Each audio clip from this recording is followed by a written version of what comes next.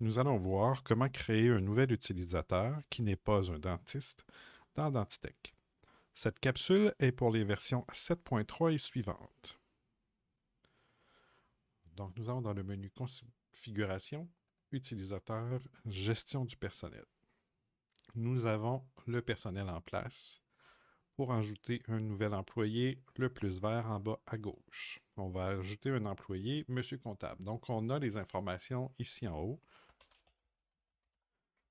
Alors, comptable, prénom Monsieur, initial MC, opérateur est automatiquement créé MC.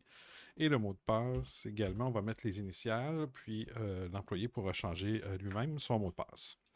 Les informations. Alors, les initiales et le code d'opérateur qu'on retrouve dans la section du haut ici. Alors, ce sont des informations qui sont utilisées à la fois dans l'historique de notes et dans la facturation, le code d'opérateur d'un code DAC dans une facture. Donc, c'est des informations très importantes. S'il n'y a rien dans initial et dans le code d'opérateur, on va avoir du blanc dans nos factures, on va avoir du blanc dans notre historique de notes pour les gens qui sont sans papier.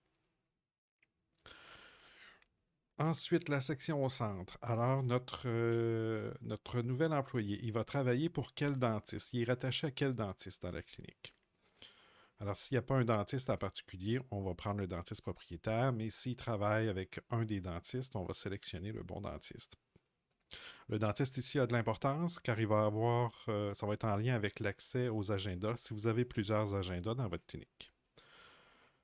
Le poste occupé. Alors, on a une liste. Alors, on a des postes administratifs et on a également les postes dentiste et hygiéniste. Si vous choisissez dentiste ou hygiéniste, l'utilisateur nouvellement créé sera accessible dans la facturation et les statistiques.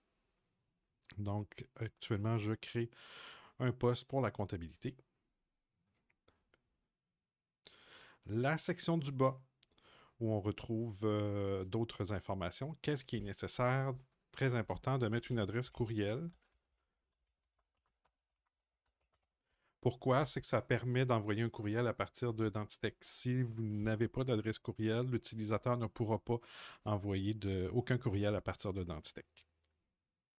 Ensuite, lorsque l'utilisateur sera créé, que tout sera sauvegardé, nous allons pouvoir attribuer une fenêtre de départ. Donc, si par exemple, vous voulez que ce soit le BioPunch qui soit ouvert, alors dans la liste ici, vous aurez accès au BioPunch. Mais tant que les droits ne sont pas attribués actuellement, ma fenêtre est vide.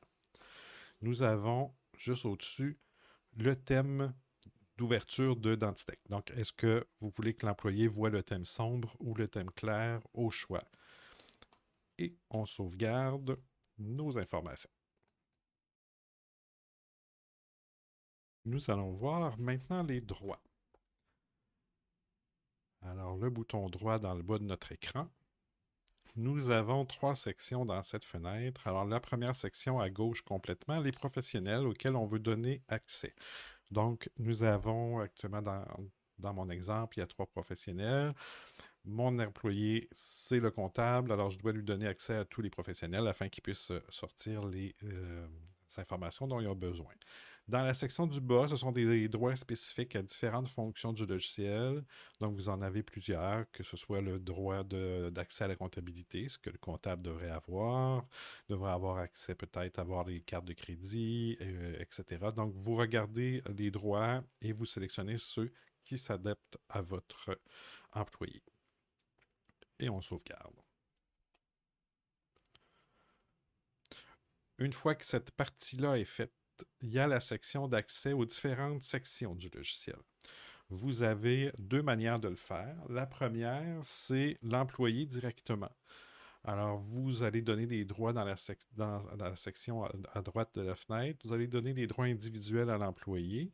Il y a également la possibilité d'avoir des groupes et associer un employé à un groupe. Donc, définir un groupe, par exemple le groupe des secrétaires, puis donner accès à un employé au groupe du secrétaire. Alors, pour mon exemple ici, je vais donner un droit individuel, puis je vais vous montrer par la suite un droit de groupe. Donc, la première section ici contient tous les items du menu en haut. Donc, vous sélectionnez à quelle partie du menu vous souhaitez donner accès à l'employé. Donc, les statistiques, la comptabilité, paramètres, et je sauvegarde. Dans la section du centre, alors pour chacun ici, j'ai les droits que je veux donner à mon employé. Donc, je veux qu'il ait accès au thème. Si je sélectionne le menu d'Antitech, le menu qui est en bleu, je veux accès au thème, contacter le support, etc. Quitter, s'il veut quitter le logiciel, et je sauvegarde. Dans mon menu général, je veux accès à la fenêtre principale, je dois sauvegarder ici. Ensuite, je veux qui ait accès à la fenêtre principale, horaire, console, euh, appel automatique, code laboratoire, etc. Je sauvegarde. Si je viens, par exemple, dans les statistiques, il y a plusieurs statistiques. Alors, si je veux donner des statistiques, par exemple, sur les employés, il y a un sous-choix de statistiques employés. Donc, si je viens ici, statistiques employés, je vois qu'il y a les sous-choix qui sont là. Donc, ce qui est important de faire, c'est lorsque je sélectionne mon item de la deuxième série, je sauvegarde. Ensuite, je viens sélectionner les items de mon deuxième sous-menu que je veux octroyer et je viens sauvegarder également. Donc, je fais sauvegarder à chaque fois que je fais des sélections. Alors, ça, c'est des sélections unitaires pour l'employé. Si je veux utiliser les groupes, alors je vais fermer ceci, je vais fermer mon dossier employé et je vais retourner dans configuration, utilisateur, gestion des groupes utilisateurs. Nous avons actuellement, dans mon exemple, j'ai 3 groupes d'utilisateurs. Alors, j'en ai un qui s'appelle réception. Je veux voir les droits de réception. Je viens ici dans le droit. Je ne m'occupe pas de la portion de gauche et du bas. Je m'occupe vraiment de la portion des menus ici. Donc, les gens à la réception, voici les droits auxquels ils ont accès. Donc, je peux regarder et dire, bon, ça me convient, mon employé peut avoir accès au groupe réception. Les droits me conviennent, donc je sélectionne mon groupe réception et je viens mettre un petit crochet à Monsieur Comptable et je sauvegarde les utilisateurs ici. Il faut savoir que si j'associe un employé à un groupe et que je lui ai donné des droits personnels, les droits s'additionnent. Donc, si dans la réception, les gens qui ont accès à la réception n'ont pas accès, par exemple, à statistiques sur les salles, si dans l'employé, j'ai donné accès précisément à statistiques sur les salles, il va y avoir accès. Donc, les droits s'additionnent lorsqu'on met l'employé. Et la même chose, l'employé peut être dans plusieurs groupes de façon à avoir des droits différents. Tous les droits vont s'additionner à ce moment-là. Il va voir l'ensemble des possibilités des menus en fonction des groupes sélectionnés. Alors voilà comment on crée un nouvel employé. Merci.